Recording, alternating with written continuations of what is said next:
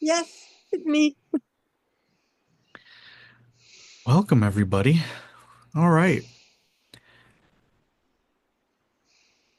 Do we have Edward? Have you been on one of these calls before? No, I haven't. No. Right. Well, would you like to start off by introducing yourself Yeah, and sure. how you got here? Yeah, yeah, sure. Um, yeah, so I'm Edward. I'm from Los Angeles, currently living in LA. I found Andrew years ago, probably like 5 years ago, something like that. Um, Primarily through Carl Wolf, mentor. Um, and yeah, we did a bit of work together. And I kind of strayed away for a while and found my way back to it. I always enjoyed it a lot.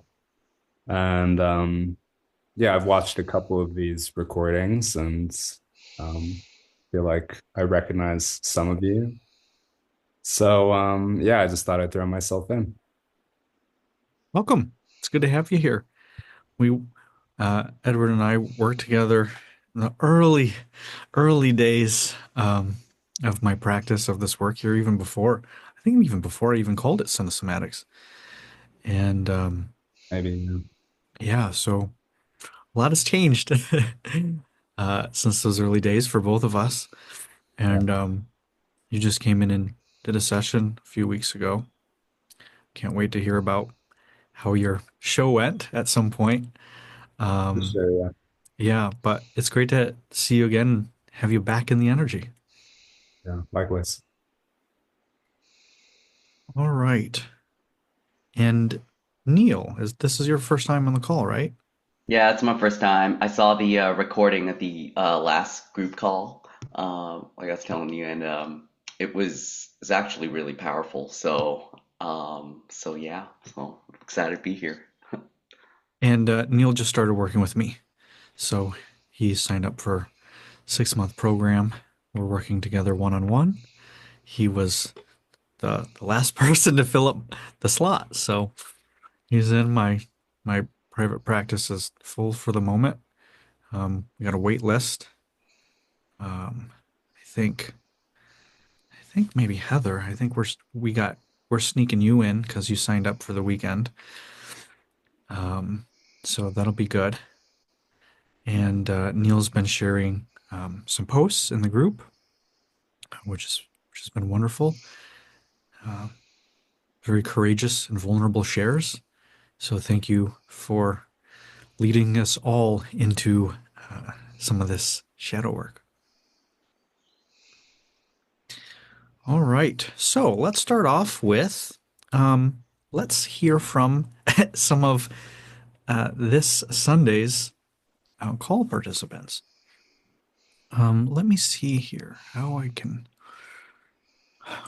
At some point, I'm going to figure out how to make it so um, everything doesn't move around when somebody eyes themselves. But for now, I think we'll just have to deal with it.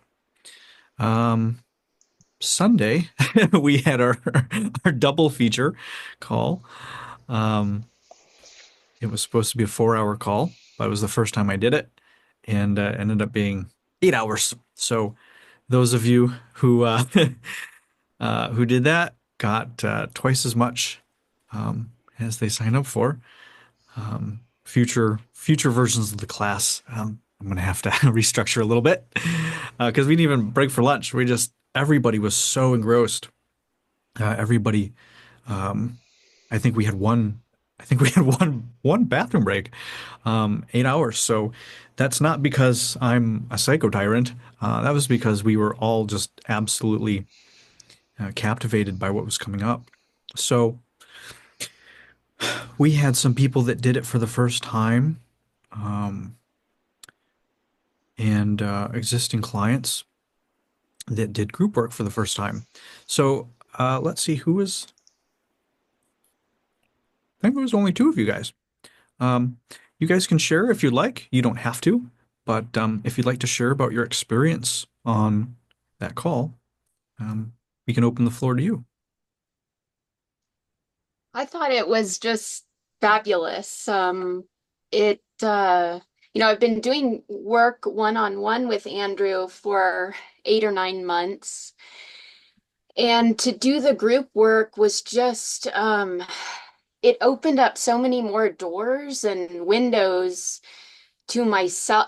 I was actually really seeing stuff in other people. And then now, after the call, I'm seeing those same things in people around me, and it broadened my whole vision of this work. And then I was really happy because before Andrew would, you know, tell someone what he saw, there were a couple times where I was like, oh my gosh, I saw that too, before he even said it. So it just, I'm starting to build a trust within myself that I can identify some of these things. And that was liberating in itself. And the extensive breakdown that Andrew gave of, how we get our distorted reality and how to get back to our true selves. And he just gave this amazing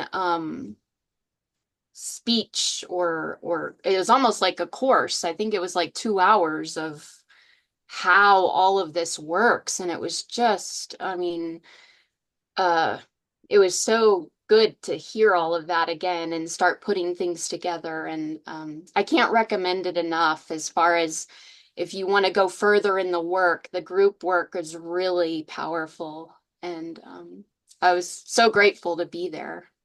And that was just an intro class. I mean, that was like, yeah, things are going to get much more intense in actual workshops. So in the Slackline and the weekend ones, um, what's going to start happening is that we have participants give each other feedback too.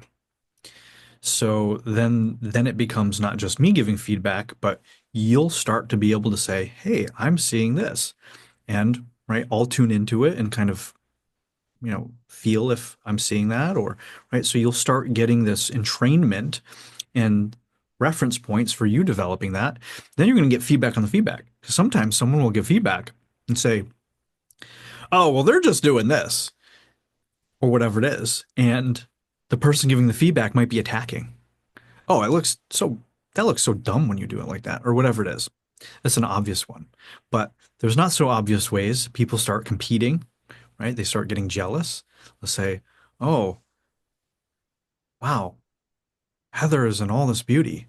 Or Elaine, wow, you're letting yourself move forward so quickly in this work. Or Katie, she's letting herself receive and have an amazing experience here. And this person is going to be in a place, right, where they're not letting themselves have any of that. And so they're going to, you know, maybe, right, judge or attack or withhold, right? They might pull back. So we do all of these things in relation to each other. And so as we do more and more advanced group work, um, things can get a little intense sometimes. And that process is so powerful because you get to see how you perceive, how you project. You start to learn how to facilitate, just like you are starting to learn how to see this stuff in other people as you're letting yourself see these things. So it was so phenomenal that my intro class, it was twice as long. Uh, I do have a problem with over delivering. Um, but despite it being an intro class, I was curious to see how my private clients that have been doing one-on-one stuff, how they would, you know, relate to a intro diagnostic that we did. Uh, Everybody got great insights just doing the handshaking and some of the archetypes again.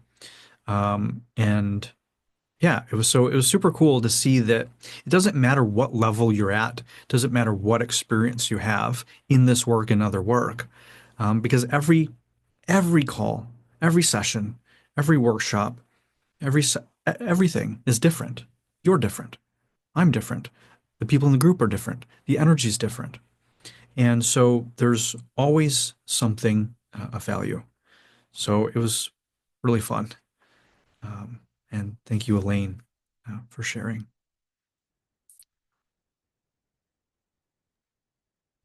Oh, um, I wanted to Wow, share. you look different. Elaine, you were there. Do you see Katie? Yeah, look at that smile. That's a real smile. Wow. Go ahead.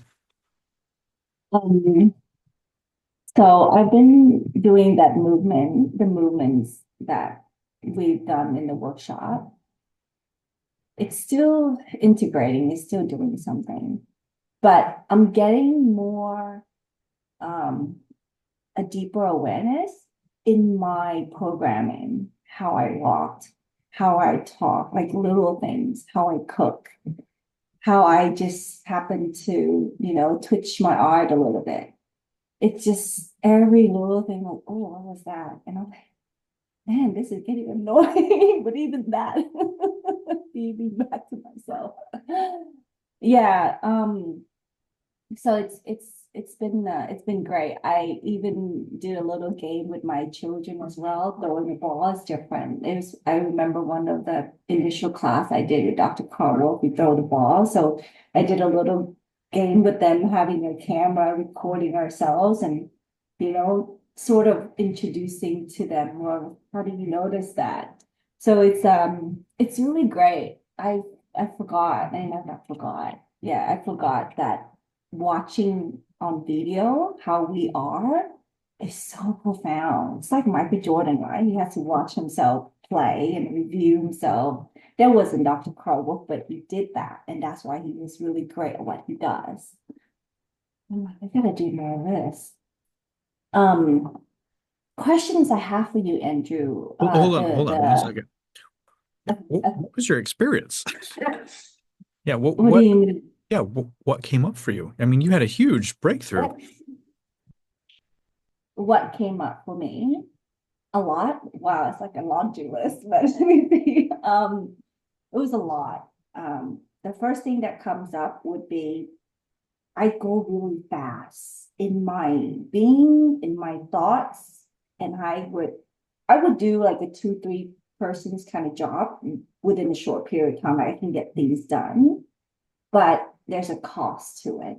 And my brain is just, gosh, I know everybody has that, nowadays, but I'm just like really fast. And even doing this, even the other movement, it's really challenging for me. I want the breakthrough now. I want that now. um, and I've noticed the generational pattern in me, in my family, like go way back. Like that's the biggest thing that I got for myself. Receiving, it's because of that in the background. It's like I gotta do, but no time to receive it. Like I took the day off work today. I was on my way. I dropped off the kids to school and I should I go to work? No, I don't want to go to work. So I took a day off today and like really listening to my body, what it wants, instead of just going all the time.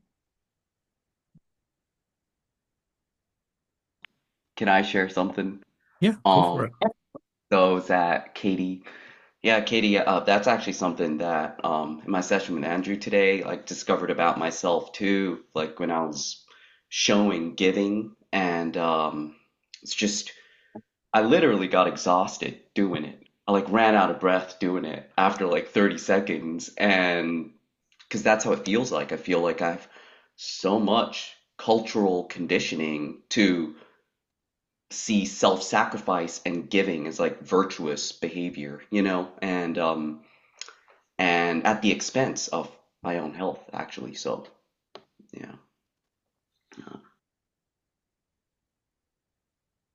Yeah, yeah. Thank you for that. I've noticed it's so much conditional programming in me, like everything about me, just ah, you know, nothing good or bad, but it just doesn't work. It works to a certain degree. I can see that it works to some degree in my life, but it just, yeah, it's very, it's really great. It's really great, Andrew. Great. Thanks for sharing. If you don't mind, I have questions about the exploration, the next one. Mhm. I had, you know, the last course, I had to stay up all night. It's like from 12:30 to 9 a.m. on over here in Brisbane. The following day was quite challenging for me. So the next one I would have to stay up 2 nights. And I was wondering, would that, like, how many people would do you have a limit in the class? Is there a chance of it going over time? I'm just managing Yeah, we my have this one is a 10-person limit. Mm, So yeah. If you have if you have more personal specific questions, just send me an email. okay. But Would yeah, yeah, those will definitely go for 8 hours. Those are 2 full days. mm, and we'll do more movement. Yeah, it's all Okay. movement. Yeah. I mean, not all movement. We're going to have reviews and discussion and stuff, but there's no yeah, that the 2 hours of intro and uh, teaching, right? That was a class. You know, as I say on the pages, the classes are different from the workshops. So the workshops have a lot less of that, and you know, they're all movement, somatic stuff. Okay. Thank you. All right, Samantha, Sammy, you're unmuted. Go for it. Yeah, I have. It's amazing that we're talking about giving today in this meeting because I had a archetype assessment with Andrew 2 days ago. And It's amazing you're back. yeah, Yeah, it's amazing that uh, you didn't run away. yeah, Yeah. yeah, thanks. That just confirms how much work Yes. I have to do. No, no, Um, it's a testament to your courage and your willingness. oh, Yeah, thank you. because I know it was very confronting, and n not everybody. Um, I literally have had calls with people that have said they're awakened and shadow work and somatic and therapists and all these kind of teachers. Like if you're in this field, probably people's names that you would recognize. They can't they can't handle a single call with me because it's the real deal. It's really confronting. You actually see the truth of your shadow. It's not just burning sage and journaling. It's the real deal. So I wanted to acknowledge you for that because um, whether you maybe see it or not, it requires tremendous courage for you to keep showing up despite seeing some of those things. So Yes, yes, thank you. I'm trying to really look at the giving part in me. I have had a lot of shame around giving. I'm trying to figure out what that is. I've frozen up for many years and given very minimal. And in the last year or so, I've started making an effort to give more. But every time I do, I literally I will make something and drop it off at someone's doorstep and run away. And that's literally what was shown in the video. wow. I yeah, so there you go. That came up when I reflected on the video. Yeah, wow. Amazing. It's amazing Yeah, how literal this stuff is. yeah, If you tell a random person this, they think you're just, either a witch doctor or you're crazy. I mean, it's literally that specific sometimes. Your movement, yeah, your movement was literally like, something like this. There you go. Yeah, Of and very proud of what I'd given, but I didn't course, yeah. want to disturb the person. Like it could be they've just had a baby and I just think I'm too much. And there's a lot of messages around that about, peace, but I have to give it like as soon as possible so that they feel like I am thinking of them. Like there's just too much stuff going on and I'll doubt myself. Rather than I just need to let go of what people think sometimes. Like I couldn't even show up for Andrew to show what was in my head of what to give. There was that much doubt. Um, and I'm even trying to explore is that because I just don't know how to give it all, like without having shaming myself too much. But everything I thought of to give, I was just like, no, that's not good enough. He's going to criticize that. And it's definitely blocked me from receiving as well because the guilt of giving, um, of not giving is a projection onto others that, I don't deserve to have anything because I can't give. And there was a lot of anger behind that too because I know that I used to give a lot and now I feel right now I'm even blaming people for stopping giving and I'm trying not to do that. It's sitting in doubt now of what anchor, what thought do I go on. So I'm taking responsibility for it, but yeah, I just keep going around in circles. Yeah,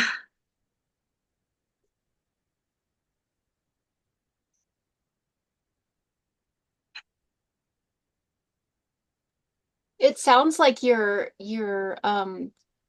figuring it out though. That's really beautiful. thank you. I Yeah, I don't know if I'm a bad person or not right now. Yeah, trying not, I don't mean for anyone to try and rescue me or anything. I don't mean it like that. I'm just trying to be really honest here. Like, Yeah. yeah, Yeah, If that's that how we get to our true selves, that's beautiful. thank you.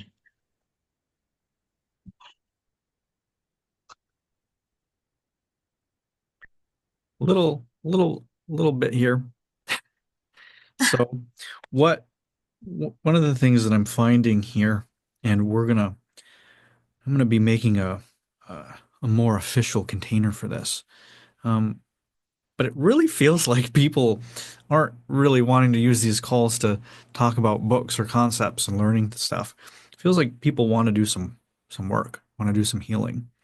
So I'm going to be setting up, we're going to be changing things around, and I'm going to be actually creating a group program. It'll be um, uh, very, very affordable uh, compared to a $20,000 program. And we're going to get into this stuff as a group. It's not going to be cinesomatics. We're not going to be doing movement, but it's going to be more group work like this. Because everybody keeps showing up and wanting to do the work, which is amazing. So we're going to be doing that soon. I'll have a wait list, and we'll be doing 2 hours a week, and we're going to start diving into a lot of these things because there's a lot of you here that have a lot of value to give and a lot of things that you want to work on. And having a weekly space to do it. Sometimes you miss it. That's fine. It's um, it's not one of these. It's not going to be a program where you have to make every single call. You'll be able to catch the replays if you're not able to attend, but it's going to keep the energy flowing. And what I've seen here, we've been doing this since early in the year. I think over 6, 7 months. Been doing it for a while this year, um, and it's been great. People that keep showing up, people that are participating in the group the most are getting the most from it. So we'll be doing that. And then as we get more people, because this group, we're going to get thousands and thousands of people in this group, introduced to the work and to, different teachings. And so this is going to be sort of a hub for this sort of work. We'll be setting up another group for cinesomatics itself. So there's a set of people that don't necessarily want to do this sort of stuff. They want to just do the movement stuff and therapy, and it's much more that focus. So for workshops and the re-embodiment programs, 6-month programs, things like that, we'll be able to really talk about somatics. And that'll be for people that understand that. So you can start talking about somatic this and archetypes and handshaking. So we'll have a community for that. And then we'll also have a community for things around the book and this work and stuff like that. And then we'll shift the free calls as more people come in.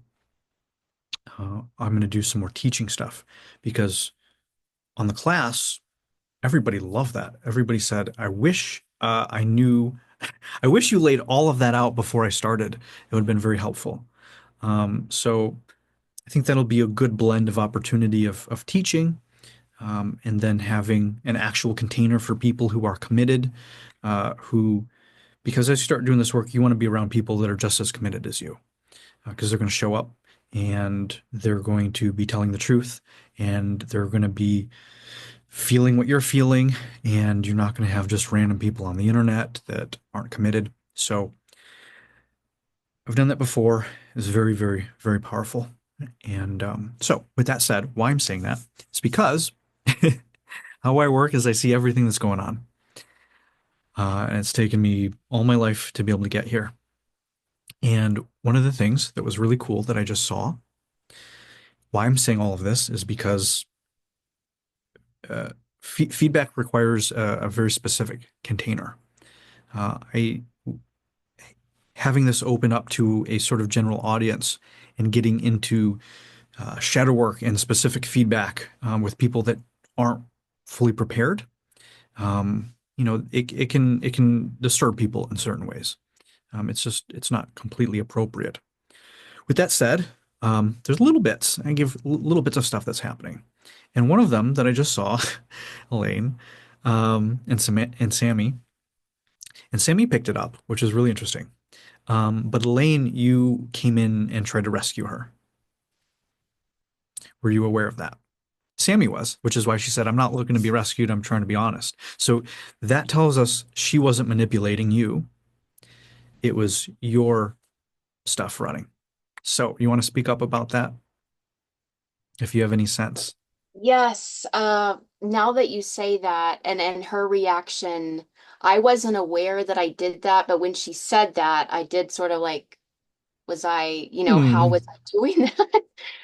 But I've been thinking about that rescuing, and that is so ingrained in me that I did that for my parents my whole life. I was thinking about this yesterday, how when I got older, I was like, oh, I need to have kids so that my parents can be grandparents. That's a I reason to have children. did, I know, but I so like these people were gods. I was to serve them, and I did my darndest in saving them. And even I had life insurance.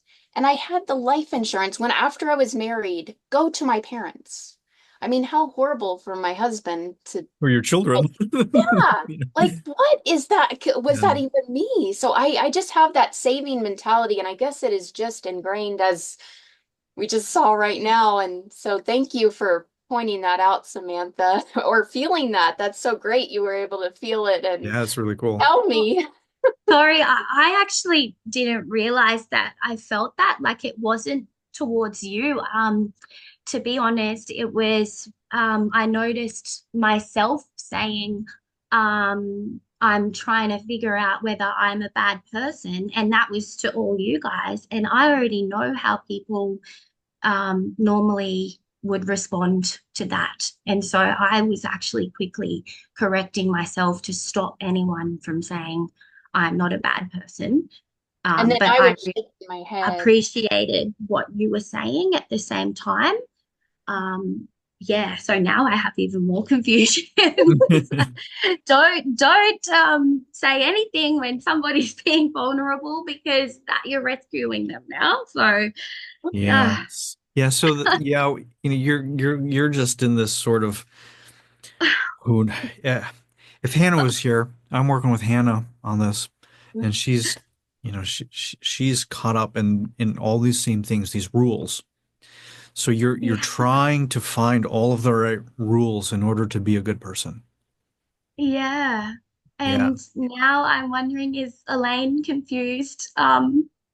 Because the way I literally was meaning it was not what in response to what she said. So yeah, thanks for the credit that you thought I picked it up, but I actually didn't. I was reflecting on myself, what I said, and I'm like, oh, you guys just nope, not trying to make you rescue me.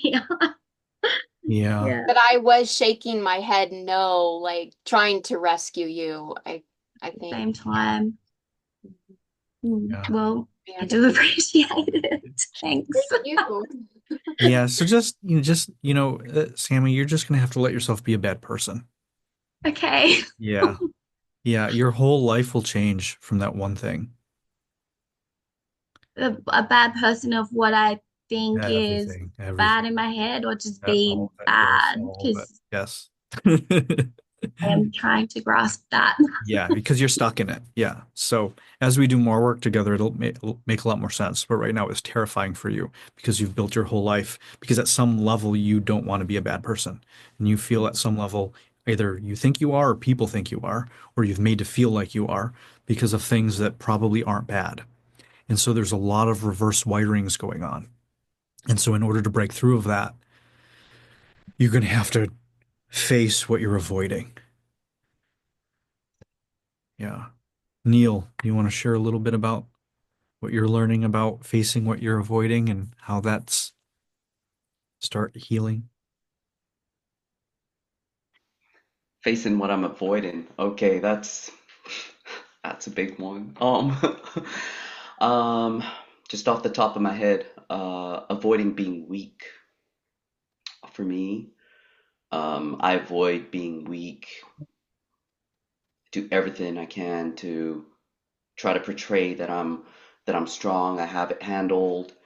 Um, and I actually see that partly when I mean, since we're on the topic of rescuing, like when someone tells me about their problem, historically I'm always like jumping in to fix them kind of thing, right? And suggest things that could help. But really, I see that also me avoiding kind of dealing with my own issues. And so, yeah, avoiding feeling weak, like really feeling weak. This week, I have really been coming to terms with that as something that's holding me back from progress, because I'm not willing to see myself as weak. I'm not seeking help when I need it in multiple areas of my life. And this is affecting multiple areas of my life. It's really not helping me. Um, so I've been avoiding that. Sadness is a big one, as I've been sharing in the community. Like my feels like my whole life I've been avoiding sadness and just constantly trying to create more joy all the time, and create happy times, build new happy lives or whatever, it's at so many different levels. And I've just gotten exhausted by it, and I just can't, feels like I can't run from it anymore, and I've used so many different ways of coping with it over the years, with sadness, from drugs to alcohol and all of that. And it's just, and all of that helped me to cope with it, helped me to deal with the emotions. And And when I stopped all that, it just all came crumbling down. And it's like, I can't, I just can't avoid it anymore. It's made me completely dysfunctional. And the only way to move forward is to not avoid it. So those are just a couple I can think of off the top of my head. Yeah. Yeah. It's really good words of encouragement. Yeah, it just shows that other, like in other words, what I'm doing. Like I'm just not avoiding my dysfunctional patterns. It's hard. Um, but yeah, we're not alone in it. So When the real gold in going into what you're avoiding is that in order to get stronger, you have to feel weak. In order to learn, you have to be willing to feel dumb. Think about it literally, practically. When you pick up a book about a concept you've never read before and you're trying to learn it, you have no fucking clue what's happening, right? A new sport, a new anything.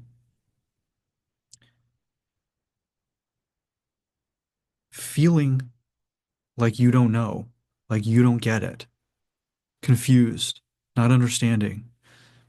Those are often prerequisites for growth and learning.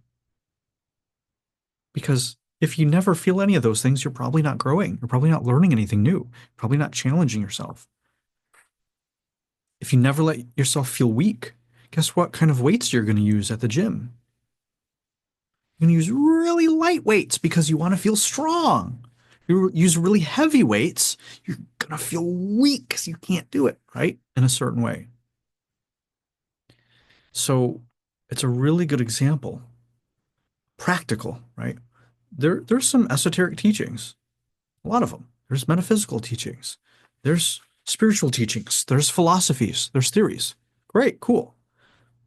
They don't serve us unless we can use them, unless they're practical, unless they're applicable. We can apply them to our lives, right? So a lot of what we're doing here, a lot of what I do in the book, is how do we take something like as above, so below, right? Timeless, eternal, ancient teaching. That's kind of, I said that all wrong. That's all a paradox, an ancient, eternal teaching.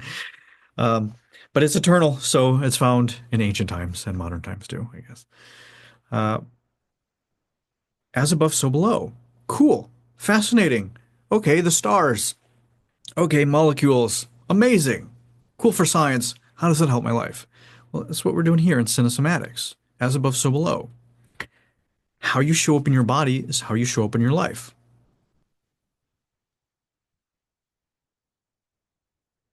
So when we hear things like go into what you're avoiding, or the cave you fear to enter holds the treasure you seek, Joseph Campbell. We hear these things, we have to use them, we have to apply them. Applicable, we apply them. And so when you can actually do that, your life starts to work. You go into the very things that'll move you forward rather than avoid them. That's why we don't feel good, right? Anxious, anxiety.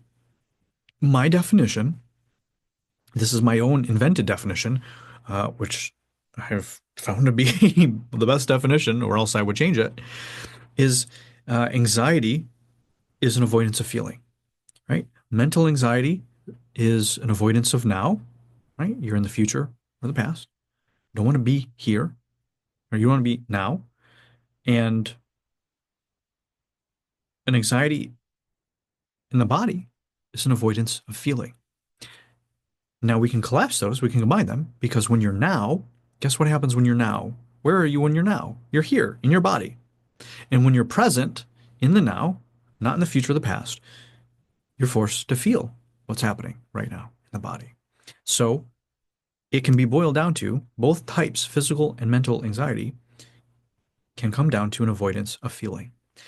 And so if you want to cure your anxiety, Well, this is private. Cure your anxiety. Come at me. If you want to, feel what you don't want to feel. You go into the anxiety, and it may feel worse in the beginning. It's going to start intensifying everything. But after you intensify it to 100%, it pops. And you go through it. And the anxiety goes away. Because anxiety is not a feeling. Anxiety is a sensation that comes as a result of the avoidance of feeling. It sounds like semantics, but if you really grasp and apply that, you're not going to feel anxious. I mean, I've worked with so many people over time, just anxiety drops and drops and drops and drops and drops and drops without drugs, without wacky stuff. And it requires them to do the very thing that they don't want to do.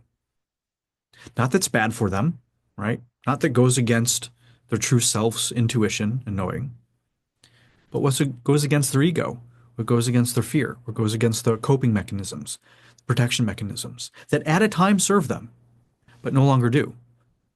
Because if they did, they wouldn't feel anxious and be here, right? So everything serves, even what doesn't.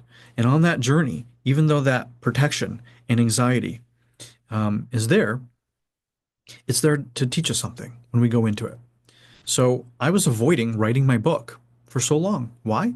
Because writing my book felt like being small. Now, if you've held that book in your hands, you can't imagine why I would think I was playing small by writing that book. This is a big book. However, what I had to do it was get off of all social media. I stopped posting. I stopped writing and sharing on Facebook, Instagram. I stopped marketing. I stopped advertising. I stopped going out and meeting people. I literally just stayed home behind my tiny little poor computer screen and wrote the book. What ended up happening? Well, when I went into that feeling of playing small, I surrendered to it and I said, well, this is the last thing. It was my last ditch, guys. So I'm going to share this with you. Not many people know this. But I gave myself a year. This was during COVID. And I've been trying to make this, as in a healing practice, a business, entrepreneurship. I had a software company many, many years ago, and that worked fine. But doing healing, doing facilitation, doing spiritual teaching, all of this stuff really was not working for 10 years or so. Edward saw part of that. I was really struggling. I could barely get anybody to show up to anything. And, bless his heart for, seeing the value in it. And it was very helpful for him. But I really struggled, really struggled. I've been doing this for 15 years. Not this advanced work, but facilitating, coaching as a professional for 15 years. That would make me very young. Yes, you are right. And during that time, I was homeless twice. I was struggling. So this has been not just a journey of awakening and healing and learning how to facilitate this work. It's been an entirely parallel path of making this a business, a functioning business where I can actually help people, right? Because the whole purpose of a business is it's a vehicle to be of service to the world and to support me in my life and me have a wonderful life, show people that they can also have a wonderful, abundant life as well in integrity. So I really struggle with this. And this has all come full circle. Don't worry. We're getting there. And so it was during COVID. And I said, this is the last thing. I've been avoiding doing this for, I don't know, about 5 years or so. I wrote another book, didn't publish it. And I gave myself a year. I said, I'm going to write this book, get it out, publish it. And if this doesn't take off this time, because it would be like the fifth or sixth attempt at launching something, I would go get a normal job. I would go do something else. I wouldn't abandon my mission or my vision. It wasn't a giving up. It was saying, all right, this is not working at all whatsoever. Um, I need to start taking responsibility. I can't be homeless forever. I can't just keep doing this. So I went into the very thing I had been avoiding for years, both feeling and activity. And wouldn't you know it, the very thing that I had been avoiding for years, both the feeling of being small and plus writing a book, that I was a nobody. Nobody's lining up to buy my books. That was the very thing that penetrated through whatever energetic block that was. And now, 4 years later, um, you know, making really good money, uh,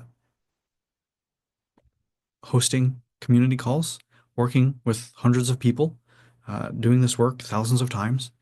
And, we're going to be making workshops. Eventually, we're going to have facilitator teacher trainings. We're going to have healing centers. Um, I'm going to have 20 books. It's a big vision. It's a very, very big vision. And it's been there the whole time.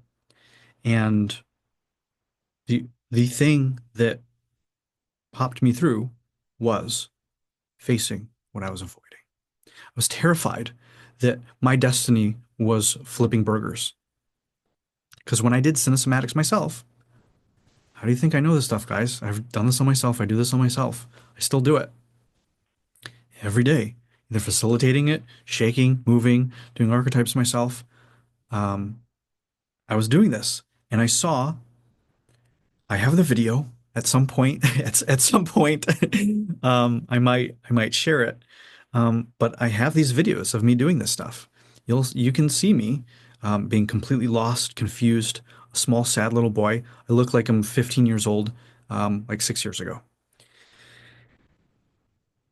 And I was doing the movement, the archetype, and I was doing it of this, what I thought, show me being on stage teaching this work.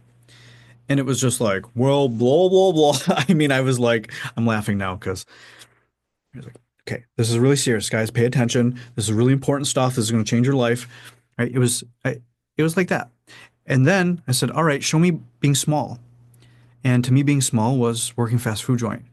And I was like flipping burgers. I was double handing fries, shaking fries. I was getting the little paper and saying, "All right, next up." I had the radio tuning. I was cracking jokes. I had so much more fun. And you think, "Wow, that's so cool." I said, "Fuck you, man. No way, man. That's terrifying. Are you fucking kidding me? I have more fun working a $15 minimum wage job flipping fucking burgers than teaching secrets of the universe." I'm like, my ego just couldn't take it. I'm like, what the fuck? And it took me years. It took me probably 2 years after that to be able to finally let myself surrender into the smallness and go into what I was avoiding. One of the greatest things I was avoiding was being small. Because I felt this inside of me. I know some of you here have this feeling inside of you that you're meant for something greater than how your life is right now. And I've had that for so long. And I almost killed myself. I almost took my own life. And I was too much of a chicken. Right? I wasn't brave. It wasn't, I'm destined for something. I want to live my life. No, it was, wow, that sounds really painful. I'm a little bitch. So I guess my other option is to do whatever it takes to figure this out. And going into the very things that I was afraid of. So it may sound counterintuitive to some of you that, wait a minute, you were scared of being small. Shouldn't going into greatness be good? Like, shouldn't wanting to be good lead you on a great path? I'm over here and I'm like, I don't want to be big. I don't want to be seen. I like being small. Don't look at me. Right. But it was because I was out of relationship with it, because I was terrified. Right. I was terrified absolutely terrified that I was conning myself. I was terrified that this feeling of greatness was a lie, that I was actually an extra that would get shot in the opening scene of Saving Private Ryan. That's what I was terrified of. That I was so insignificant, that I was so dysfunctional, that I was so fucked up, so incapable that I was fodder. And there's still a part of me that eh, would really not to would prefer not to be fodder. Um, but as of now, I'm much more in relationship with that. The judgments that I had to heal and penetrate, the the traumas that I had to heal, the fears that I had to face, how I had to show up in new ways, the reverse wirings that I completely had to shift on that journey of being willing to be small. Guess what I started finding out? My judgments, right? Sammy, Neil, right? This is for you. My ideas, my definitions of being small. Sweet, cozy, writing a book, um, having one-on-one sessions, um, furnishing my house, having art on the wall, taking care of plants around my house, writing little articles, meeting people one-on-one. All this stuff felt so small compared to I need to reach millions of people. I don't have time to make my bed. Blah blah. All of these things is grandiosity, right? It was arrogance. It was all these other things, and I just had it all wrong. When I started to go into it, when I started to go into all of the things that felt like playing small, being small, like, wait a minute, wait a minute. All of these feel like a Hallmark movie. All of these sound like the things that everybody is looking for in their life. Why am I so opposed to it? And so I started realizing, oh yeah, these small things, right? The smell of roses, all these cliche things we hear. Sitting in front of a bonfire, camping, feels really small. I'm not out there writing a New York Times bestseller. I'm not out there in front of 100,000 people.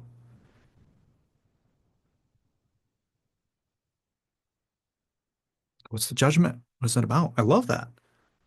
And I was keeping myself from all of these things that I loved. I like a lot of nerdy things that a spiritual teacher, oh, a thought leader, doesn't like fucking Pokemon, right? But that's what I grew up with, right? Dungeons and Dragons, Star Wars, anime, coding, programming, video games, nerdy shit. But that's me. And even though those felt small and I judged them because I thought those were all the things getting in the way in between me and what I wanted, I thought all of those things were the reasons why I was unlovable, that nobody wanted me because I wasn't big enough, because I wasn't popular enough. Interesting. Hey, where have we heard that story before? Oh, that's right, my life story. Having warts, not being lovable, not being enough, being made fun of, not sitting at the cool kids table, right? I wasn't popular enough, right? I got made fun of for all those nerdy small things. So as soon as I went into that final one, I've been on that journey of going through that. Well, look who it is. Holly, it is so wonderful to see you.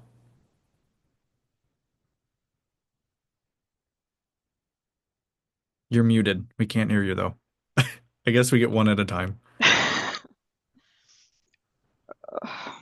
I feel like everything you've said today is exactly what I needed to hear and probably on some level didn't want to hear. So I'm really enjoying what you're saying. Well, I don't need to say anything else. So if you guys don't know, Holly's been with us since the beginning for months, and she's been absolutely terrified to come on video. And this is the first time she's came on video. So it's great to see you.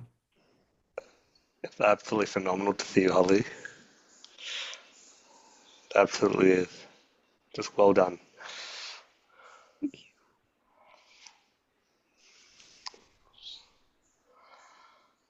You're so wonderful to look at. Yeah, you're so lovable. Look at you. Your life's going to move forward. It Yeah. has to. Yeah, it has to. Especially the part you said about being a little bitch. I am, if this is like the hurdle that I get stuck on, I am not okay with it. I'm just not.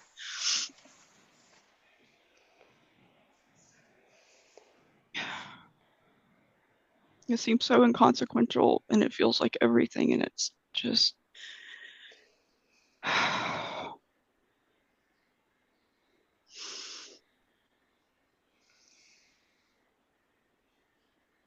If I had to tell that whole story, if I had to go through the 30 whatever years of my life to be able to help you break through this, it's an honor.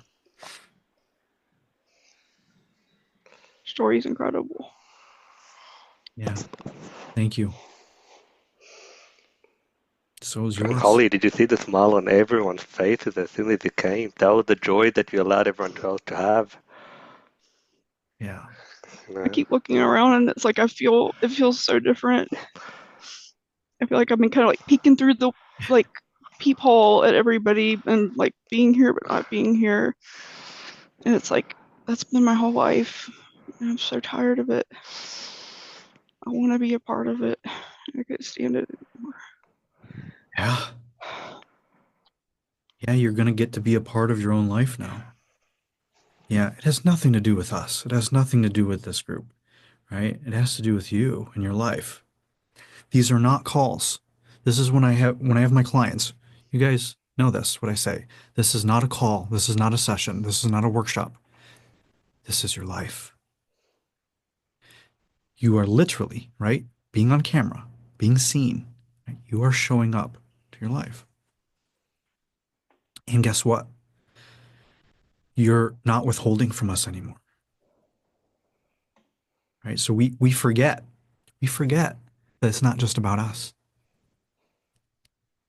You have something incredible to offer, not only this group, but your family, your friends, the world. And we're so scared. We get so, like you said, a little bitch. We get so scared. We let something so small hold us back from life.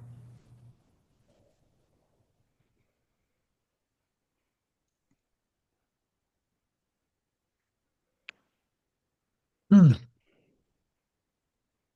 So, guys, go into what you're terrified of. You go into what you're avoiding. And that's the very thing that'll move you forward. And we know this on some level. I write this in the book. At some level, we know it will move us forward because that's why we're avoiding it. At some level, I knew writing that book would change my life forever. I'd be in the public eye. I'd be visible, right? I'd have a completely different life from then on out. To whatever scale, I don't know. Andrew, I had a question about that. Yeah. About how to figure out like things you're avoiding. And sometimes it can be like, you also say do the opposite of it. And I've done some of that stuff before, but as I'm hearing you talk, I think something I'm picking up on is that maybe a good way to figure out like what you're avoiding is if it makes you feel scared. Um, I don't know. Like I'm trying to figure out like I think how you're to. thinking too hard about it. Got it. Okay. Yeah. What are you afraid of? What's the biggest thing you're afraid of in your life? Number one thing. I mean, this I've told you that I'm gonna grow old and be an old person and look back at my life and realize I've not lived the life I want to, and all the things that I've done and achieved don't mean much to me. And I wish I had another life, and now I'm fucking old and I can't change that. And that's the thing I'm most terrified of. And what would that mean about you in your life? In just like one or two or three words. That it was a waste. That it was That's that good. I let Yeah. myself down. Yeah, that's good. Feeling like it was a waste. Yeah. Yeah. So that's where you're going to start going into and feeling. And we can do that on a session together. Just like me being small, I was terrified of being small. Yeah. And so as you start going into that, right? So just like feeling weak, just like everything we talked about, what's on the other side of feeling like a waste? Feeling Just a one word. fulfilled. Filled. Okay.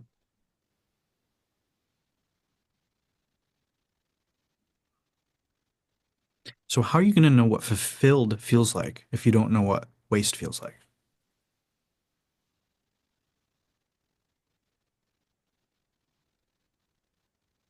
Your journey towards living a fulfilled life is going to require you to go into this feeling of it being a waste. But what if Why? that's Hold on. how I Yeah. Yeah. Hold on. Hold on. Here's the kicker. I'm sweating a little bit. Holly's breakthrough got me all, all jitter, all adrenaline. Um,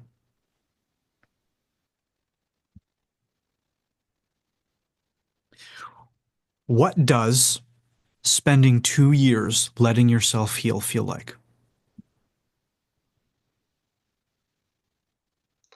feels like No, don't think too hard on it. As the answer is feels like a right. waste. Yes. It feels like a detour. It feels like taking another path than the path that I should be. Yeah, exactly. So who here thinks who here thinks spending 2 years to heal is a waste? Nobody. Elaine does a little bit. Okay. But At some point I did. I don't yeah, now, but yeah. She can relate. So this is a perfect example, right? It's not always, it doesn't always look like apples to apples, right? Sometimes you have to look at the root systems to root systems of the tree. Like, oh, they both have apples. Yeah, we want to look at the root systems. Or one has oranges, one has apples. You're like, those aren't related. You got to go deeper. You got to go deeper. Eventually, you'll find exactly how you do one thing, how you do anything. How do I go deeper into the feeling if I feel like my life thus far has waste is a strong word, but in some ways that I've wasted so much time in my life thus far. Like, how do I go further into the You've feeling? because That is who I, yeah, that here's is the how secret. Here's the secret. This is you might not see it now, but this is the fucking bow and the ribbon. This is the icing on the cake. You know, this is the sparkle in your eyes. Whatever metaphor you want to give. Your life's felt like a waste because you've avoided wasting it. And so you've been doing all of these other things to make it, to big, the career, the business, all these other things, instead of doing the healing, instead of facing these things. Yeah. So that's the magic, guys. You just saw Neil just did a fantastic job with this. It's a perfect example of every element of what I was illustrating in the story and what Holly just demonstrated. Can I share something new? I have been in this path for 10 years or for 10, 15 years. And I've been with my partner, my husband, for 10 years. And I had a thought, I have always had a thought, I'm wasting my life with him. Like, oh my God, I gotta get out. And it's been in this space for the last 10 years being with him. But I could never get out for whatever reason there was. So recently something shifted. It's completely like this is it. Like I could get out. Now he'd never wanted to divorce me. I've tried and he would make it really hard for me.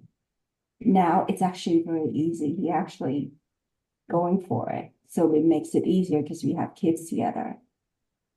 But the thought of wasting my life with him, it's actually not wasting. I've learned so much. I've grown so much. You know, the materials with Andrew and before was Dr. Carl Wolf.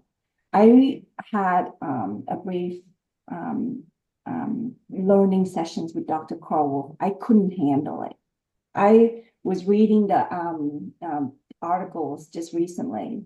I was reading Dr. Carl Wolf article 10 years ago or 13 years ago when I was reading it.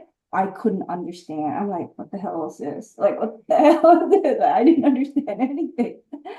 But now I understand, like really understand. I'm completely a different person now than 10, that 13 years ago. He is here to teach me until I'm ready to go without any resentment, without any hatred. It's like you just know and you just go. That's it. So really, I was just hearing your story. Like I had that, like, I'm wasting my life, but you're not. Really have a look. Really, truly have a look. You're not the same person as you were 10 years ago, I'm sure.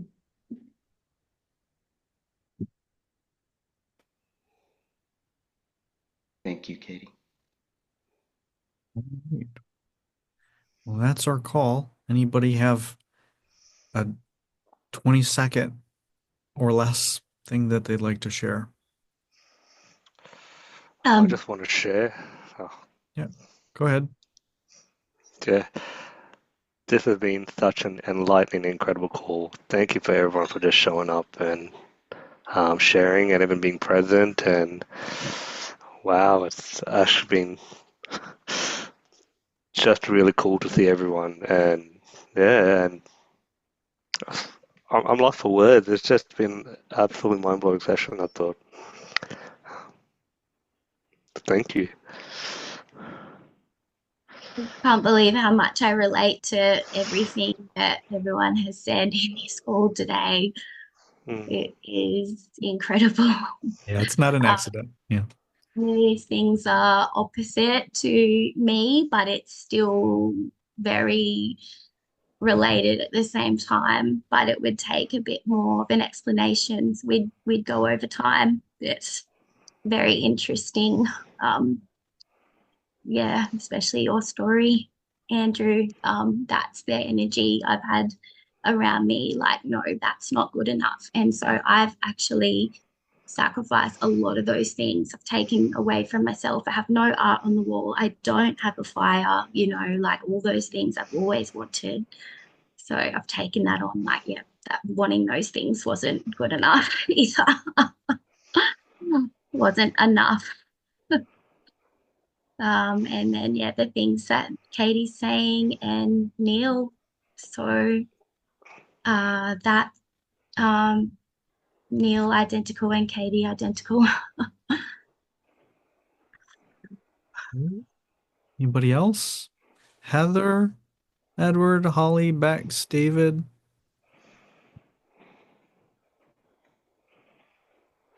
I just wanted to say thank you, everyone, and thank you, Andrew. And it was so good to see your face, Holly, and so proud of you. So touched. Thank you.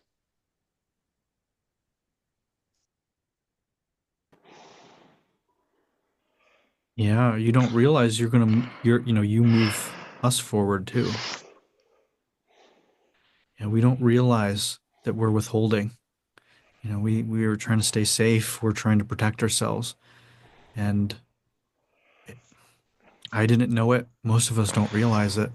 Oh my gosh, we're actually holding others back. Not on purpose, not maliciously. And so, that's not to make us wrong, not to make you wrong, but it's to show you that when you make this choice, when you do these things, when we go into these things we're afraid of and avoiding, we move everyone along with us, even when we make mistakes, right? So you'll find in the group work, right? Right? Elaine, right? Oh, rescued. Well, doesn't serve, but it serves, right? Everything serves, even what doesn't. And so we come up, we make mistakes, we go into this stuff, we move everyone forward. When we avoid, when we hide, when we lie, when we don't show up, when we play dumb, when we manipulate, when we do all these things to protect our image, to protect ourselves, it actually holds ourselves and others back. It's not what we think. It's the vulnerability, right? We're terrified of vulnerability, but that's what moves everyone forward. If you didn't feel vulnerable, it wouldn't require courage. And courage is a tremendous virtue. And maybe we haven't had it for a while, but maybe we're going to start having it. Maybe we're going to start showing it. We're going to make new choices, show up in new ways, and start living our life. Stop hiding, stop fixing, start living. All right. Thank you guys so much. And congratulations, Holly. It's wonderful. So great to see you. And thank you for just doing it.